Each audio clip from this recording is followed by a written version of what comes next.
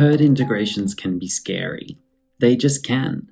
The potential for violence, the prevalence of injuries, the likelihood of chaos and drama is often hugely demotivating for even the best horse owners and barn managers. It can become such an issue that horses live in environments where they are no longer socialized or turned out in groups, or socialized together at all because of real and valid concerns about the safety of the horses. Every equestrian facility and property is different. The lay of the land, the need of the owners, the logistics of management. It can be a real challenge to create group turnout, especially in boarding and livery setups with a high turnover of horses. But horses remain horses. A horse's needs do not change even if ours do. And horses do their best in their physical, mental, and emotional health when they have the opportunity to create balanced herds with each other, especially the difficult horses. So in this video, in part 2 of Sureño's herd introduction, I am introducing to you Caleb. Caleb is my difficult horse. Caleb is a rescue horse who is an Arabian something. We're not sure, but an Arabian something. He came to me as a last resort in 2020. He was attacking people who fed him. He was described as a dominant bully to horses and to people, could hardly be touched, and was hugely space and resource aggressive. Caleb, in my opinion, is a horse who represents horses who struggle to integrate into herds. Horses who struggle to allow peace, to receive support from others, and instead act as agitators and instigators of chaos. But in truth, this is not a personality failing or a character failing of the horse. I would never describe that to a horse's failing. The truth is that Caleb had a very sad life. He was, in my opinion, extremely irresponsibly and poorly bred to start off with, resulting in an anatomical reality which made riding and even collection extremely difficult for his body, regardless how much postural work you did. He has osteopathic and anatomical realities which cannot be denied, in my opinion. Despite this, he did not get the grace of a full retirement from riding expectations until he was in my care and 20 years old. So for 20 years, he had multiple people exacting upon him the ambitions to be a riding horse, despite the fact that, in my opinion, his body would not let him do that comfortably or painlessly. And when he was a young horse, he was kept in a dark stable, I'm told, for 8 years alone, with no turnout, after being forcibly and early weaned from his mother. He was then trained with a serraton, very common in this part of the world, which is a serrated noseband that turns a horse's nose into raw meat and exacts painful control upon their body. This has left scars on his nose to this day, and he wore a bit which has left unequivocally a scar on his tongue to this day. I am told through my research that in his early life, he was handled unsupervised by a developmentally disabled young man who used Caleb as his instrument of therapy, both physical, mental, and emotional, but at the same time unintentionally inflicted pain upon Caleb and exacted extremely confusing, unsensical training and handling upon him that caused Caleb's nervous system to become extremely disrupted and dysregulated. I believe that this traumatized and confused Caleb and restructured his brain and his nervous system forever. Eventually, I am told that he was left to rot in a stable until his previous owner found him and rescued him also. His previous owner loved him very, very much, and she nursed him back to health for 10 years and worked very, very hard to gain his trust. And they did, I am told by her family, come to an understanding with each other, and she adored him and intended to create a safe home for him until his last breath. But I'm also told that she was also, at the same time, disheartened, discouraged, and confused by his lack of progress under saddle. Tragically, Caleb's former owner died in a horse-related accident, a freak horse-related accident that Caleb witnessed but did not perpetrate. And then, when I met Caleb, I was called in by the local community because of my reputation in handling difficult and unusual horses. And I was called in as his last chance because the executor of his previous owner's estate, her other option was to euthanize Caleb. And I met him as he stood, weaving at a fence, eyes bulging. I would reach up gently to touch him, and he would pin his ears and threaten to bite me. But using emotional horsemanship techniques, instead of trying to win him so that I could touch him, I simply said, "Okay, I believe you." And I walked away when he didn't want to be touched, and he looked at me like, "What?" It's been my experience that sometimes some people, not everyone and not always, but sometimes some people are afraid to, quote, let a horse get away with bad behavior. And they create a situation where they seek to win with a horse who is just trying to communicate honestly about their experience. In my opinion, Caleb was shocked that I simply walked away when he said he didn't want to be touched, that I didn't try to win, that I didn't try to force the point. I just said, "Okay, that's okay. You can tell me that." And what did he do? Caleb thought about it and then looked at me and came over and looked at me like this.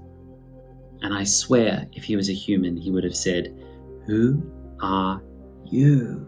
And so, with that early understanding, for the last few years, Caleb has been my horse in my herd, and he has been learning the ropes of what is, in my opinion, positive social attachments, rather than insecure, chaotic social attachments, which has been his norm. My horse Sani and I have been working together as a team, with often star appearances from my friend's horse Sombra, who you might already know, and even a short stint spent in a large and complex herd, which was also really important for Caleb. So when introducing Sureño to a herd, Caleb is the type of horse which has the greatest potential for failure. And when we're introducing horses to each other, it's really important that the first step we adhere to is that we get to know the horses that we're introducing to the other, if possible.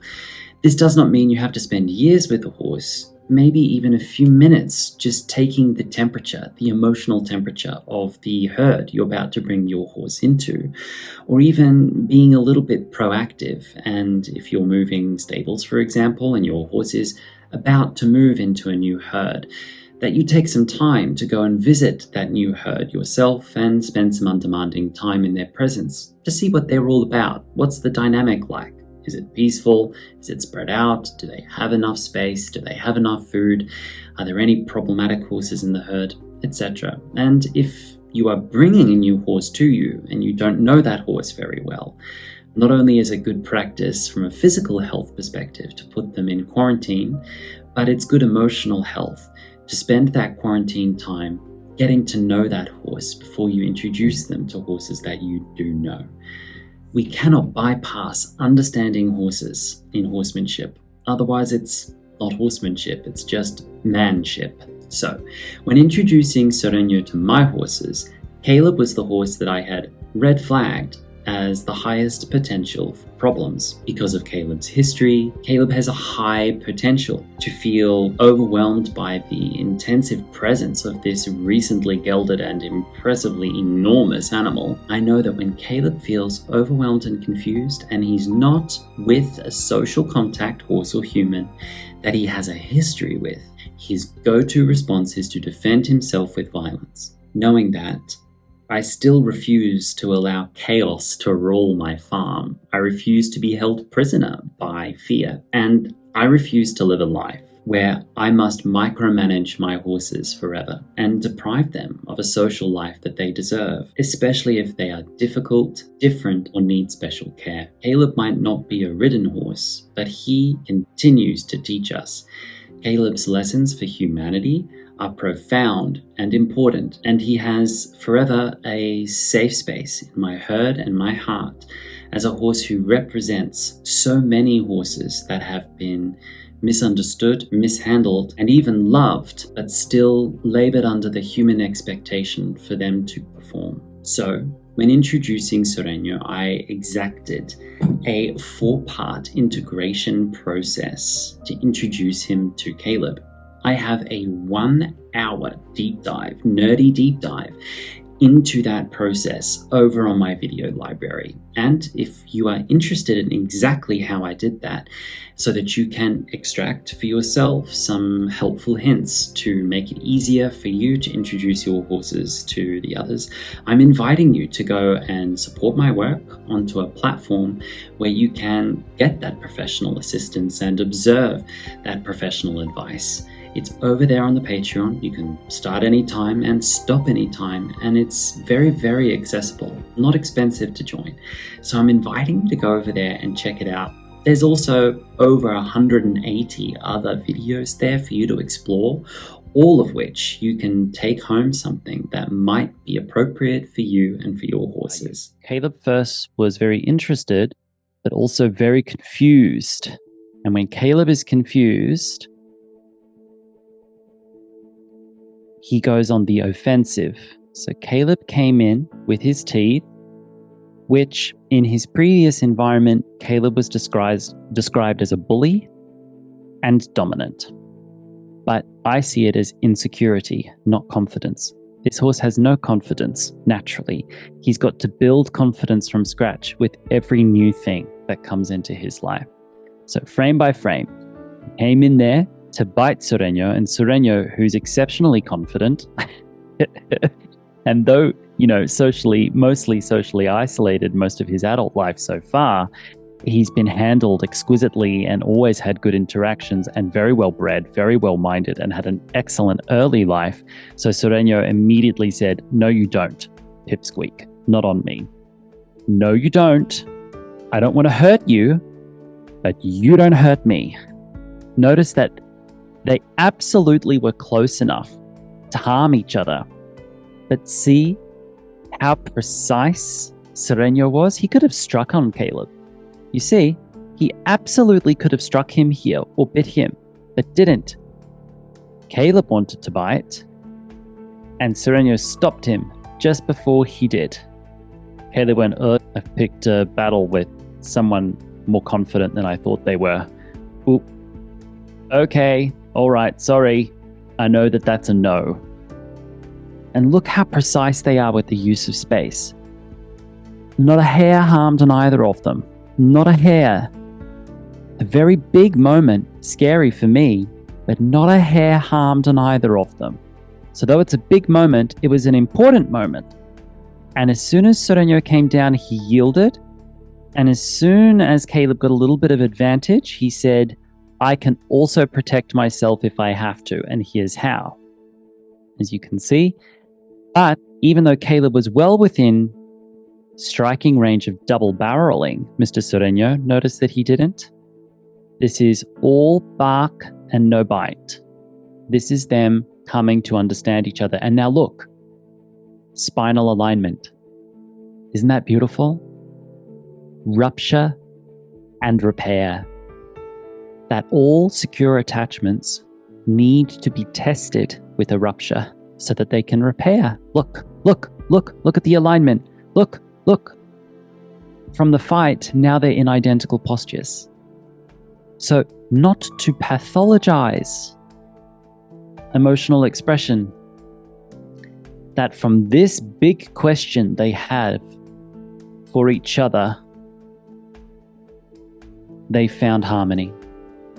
The link is below, and I hope to see you there. In the end, after this 4-part process that I teach over on the video library, I was able to develop Caleb and Sureño's social interactions and social integration from this confusion, aggression, fear, panic, and chaos to a very peaceful understanding in about 5 days' time. And then, flash forward 6 months later, Caleb and Sereno have continued to consolidate and build with each other. Their bond has really started to grow. They've even begun hanging out together, playing together, sharing food together, and protecting each other as they sleep. So if you're struggling to create a short-term success so that you can have long-term peace in your horse's herd, I want you to know that with a smart strategy that is appropriate for you, your horses, your herd, and the space that your horses live in, that if you're clever about introducing horses to each other gradually, correctly, and bit by bit with really good strategy, that you can do this even with difficult horses, that you can give your horses what they need and maybe get what you need too at the same time.